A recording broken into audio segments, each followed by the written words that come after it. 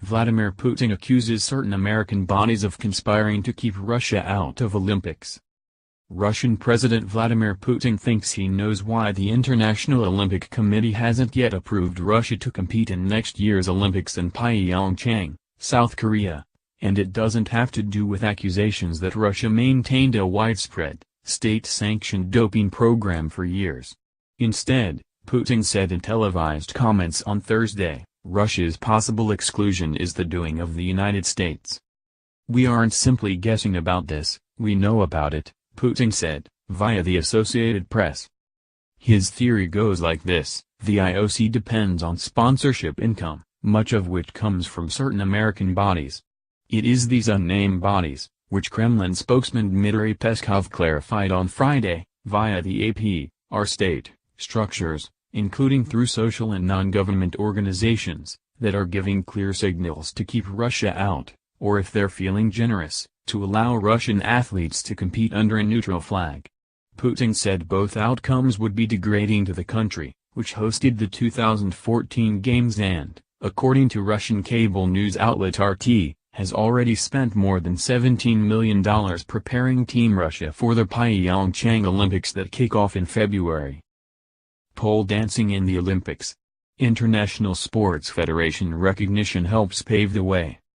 Although the Kremlin didn't name it, one such US-based entity that has urged the IOC to be thorough in making its decision whether to bar Russia is the US Anti-Doping Agency. Last month, USADA joined 16 other international anti-doping groups in calling for a continued ban on Russia.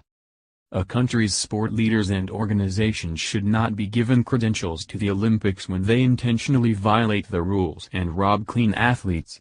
This is especially unfair when athletes are punished when they violate the rules, the 17 organizations, collectively called the National Anti-Doping Organization, said in a September 14 statement following a two-day meeting in Colorado. Russia has never admitted to the alleged state-sponsored doping program, the details of which came to light last December in a World Anti-Doping Agency investigation conducted by Canadian lawyer Richard McLaren. Known as the McLaren Report, the investigation concluded a state-sponsored elaborate doping system and associated cover-up began in at least 2011 and continued beyond the 2014 Olympics hosted by Russia in the resort city of Sochi. World Anti-Doping Agency report details scope of massive Russian scheme. It is impossible to know how deep and how far back the conspiracy goes, McLaren said. For years, international sports competition has been unknowingly hijacked by the Russians. Coaches and athletes have been playing on an uneven field. Sports fans and spectators have been deceived. It's time that this stops. Putin has scoffed at the idea that Russia ran a state-sponsored program, although he has called on the country's anti-doping agency to reform. As of last month, Russian Sports Minister Pavel Kolobkov said USADA has been brought to an absolutely new level.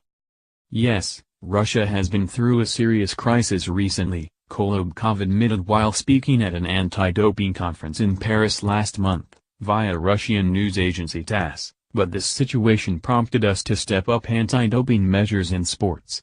We have received incredible experience in overcoming this crisis, and we are ready to share it. The IOC said this week that it remains unsure of when it might make its final decision about whether to ban Russia from PyeongChang. I hope that the IOC Executive Board will still be able to take a decision this year because none of us want this serious issue to overshadow the Games, IOC President Thomas Bach said in a recent letter to international sports leaders, via the AP. Meanwhile, Putin raised more eyebrows in Europe when he reportedly extended an invitation to disgraced ex-FIFA head Sepp Blatter to attend next year's World Cup. "I will go," the 81-year-old, who is currently serving a 6-year ban from world soccer as Swiss authorities investigate him for corruption, said Friday, via the BBC. "I received an invitation from President Putin." Read more. Gracie Gold is taking a break from skating to treat eating disorder, depression. PyeongChang Olympic organizers happy to see first North Koreans qualify for 2018 Games. Would countries skip the Winter Olympics because of Korea tensions? France is thinking about it. 5 months before Olympics, British bobsled cuts off funding